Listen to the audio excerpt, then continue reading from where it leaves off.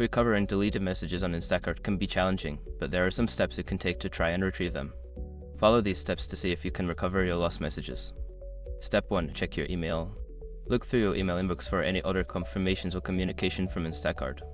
Sometimes, important messages are sent to your registered email, which may contain the information you need. Step 2. Review app notifications.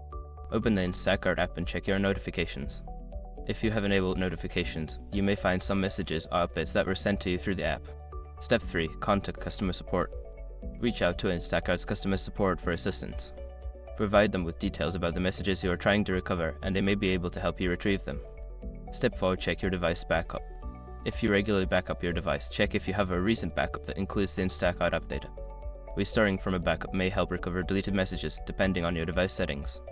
Step 5. Use third-party recovery tools.